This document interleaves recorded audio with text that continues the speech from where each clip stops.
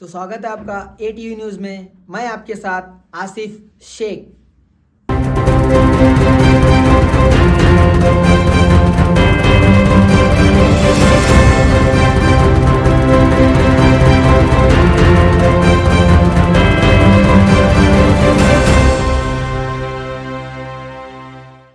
लाल लहराएगा इंकलाब आएगा, जब हरा लाल लहराएगा इंकलाब आएगा, जब हरा लाल लहराएगा इंकलाब आएगा। हिफाजत करो संविधान की हिफाजत करो,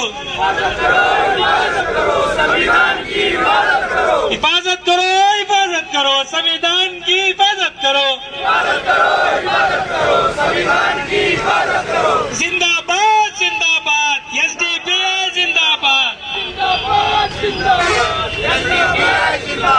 जिंदाबाद जिंदाबाद। अताउल्ला दराक्षी एसडीपीआई जिला सदर।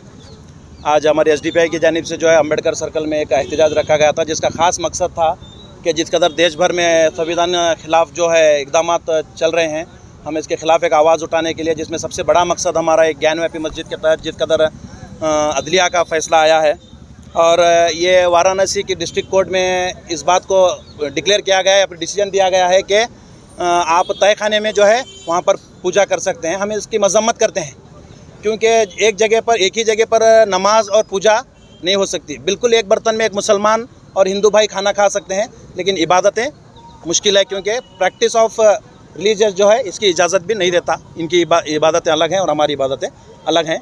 लेकिन जिस कदर एक फैसिस्ट ताकत है अदलियाओं पर भी दबाव डालकर बीजेपी हुकूमत जिस कदर एक नापाक इरादे में अपना कामयाबी दिखा रही है, हम इसके खिलाफ़ हैं।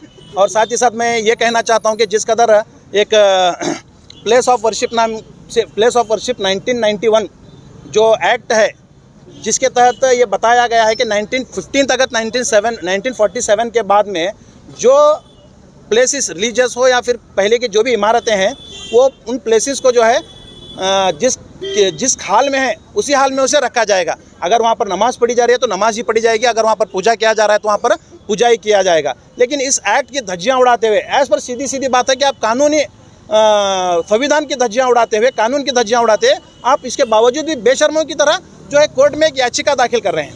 और अफसोस तो इस बात का है कि अदलिया इसे कबूल भी कर रही है और इस पर सुनवाई भी कर रही है, जबकि होना ये चाहिए था कि ऐसे लोग जो एक कानून के खिलाफ याचिका दाखिल कर रहे हैं, इन लोगों को सीधा पहले तो जेल की हवा खिलाना ज़रूरी था, जेल के पीछे इनको डालना ज़रूरी था। इसके बावजूद भी इनकी याचिकाओं को जो है कबूल किया गया और जो है इस पर सुनवाई भी हुई और हम उस सुनवाई की मजम्मत करते हैं। और साथ ही साथ मैं रिक्वेस्ट मुस्लिम पर्सनल लॉ बोर्ड से करता हूं कि आगे इस केस को जो है आप हाई कोर्ट या सुप्रीम कोर्ट में इसे दाखिल करें और इसे जो है एक मुल्क के इस मुसलमान तबके को आप एक इंसाफ दिलाएं, क्योंकि ये देश जो है आस्था की बुनियाद पर जो है चलाया जा रहा है। जिस कदर आप देख रहे हैं कॉन्स्टिट्यूशन पर नहीं चल रहा देश जो है आस्था की बुनियाद पर चल रहा। और ये देश आस्था की बुनियाद पर चलने के लिए यहाँ सिर्फ एक कम्युनिटी नहीं बसती, मैं आप लोगों को बताना चाहता हूँ, यहाँ पर हर कम्युनिटी के लोग चलते हैं। इसीलिए यहाँ पर कॉन्स्टिट्यूशन लिखा गया है।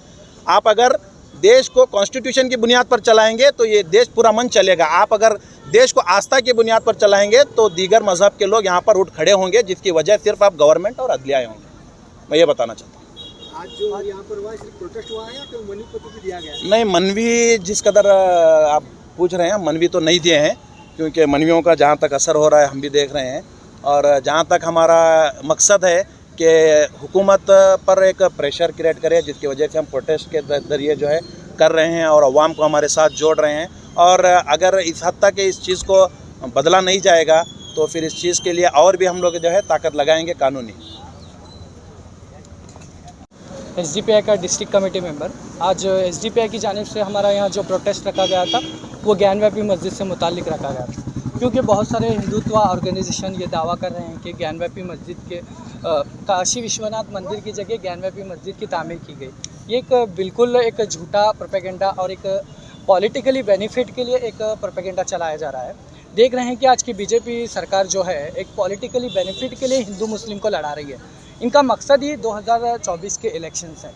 तो हम इस बात को हमको भी समझना चाहिए, अदर कम्युनिटीज़ वालों को भी समझना चाहिए, क्योंकि ये जो ज्ञानव्यापी मस्जिद का जो मामला है, जिस तरह बाबरी मस्जिद के साथ एक चीज़ हुई थी, वही चीज़ को रिपीट में फिर ज्ञानव्यापी मस्जिद के साथ किया जा रहा है। जिस तरह से वहाँ के एक तहखाने में, व्यास नामी तहखाने में एक पूजा करने की इजाज़त दी गई, वो सरासर प्लेस ऑफ वर्शिप एक्ट 1991 की खिलाफ वर्जी है। देख रहे हैं कि हम कानून पढ़ते हैं, हालांकि प्लेस ऑफ वर्शिप एक्ट 1991 हमारे बीच मौजूद है। वो प्लेस ऑफ वर्शिप एक्ट कहता है कि 15 अगस्त 1947 पहले से जो वर्शिप प्लेसेस, चाहे मंदिर हो या मस्जिद हो या फिर कोई भी चीज़ हो, वो जिस शक्ल में थी उसी शक्ल में रहना चाहिए, उसमें कोई बदलाव नहीं होगा। लेकिन प्लेस ऑफ वर्शिप एक्ट से इस ज्ञानव्यापी मस्जिद को क्यों अलग रखा जा रहा है? हालांकि बाबरी मस्जिद को इस प्लेस ऑफ वर्शिप एक्ट से अलग रखा गया, लेकिन तब भी हम खामोश रहे। लेकिन अब हर मस्जिद को आप टारगेटेबल गिराते जाएंगे और प्लेस ऑफ वर्शिप एक्ट से दूर करते जाएंगे, तो ये सही नहीं है। हिंदुस्तान का कॉन्स्टिट्यूशन हाँ इसकी इजाज़त नहीं देता, और हमें बाबा साहेब अम्बेडकर जी का जो संविधान है, हम उसकी सुरक्षा के लिए आज का ये प्रोटेस्ट किए थे। आज एक सिंगल कम्युनिटी के लिए ये प्रोटेस्ट नहीं था। आज मस्जिद को टारगेट किया गया, कल चर्चिस को टारगेट किया जाएगा, परसों कई मंदिरों को टारगेट किया जाएगा। एक पॉलिटिकली बेनिफिट के लिए ये जो हो रहा है सो हो रहा है। देखिए, मंदिर और मस्जिद के नाम पर जो राजनीति करके हिंदू मुसलमान को लड़ा रहे हैं, हमें ऐसे लोगों से दूर रहना है, ऐसी तानाशाही हुकूमत से बचना है। हमें क्या डिसीजन लेना है, हम एक प्लेटफॉर्म पे जुड़कर, सभी कम्युनिटीज़ के एक प्लेटफॉर्म पे जुड़कर इन फिस्ताई ताकतों को नाकाम करें। इतना ही हमारा एक ये था आज के प्रोटेस्ट के जरिए। मेरा नाम अब्दुल मुनाफर।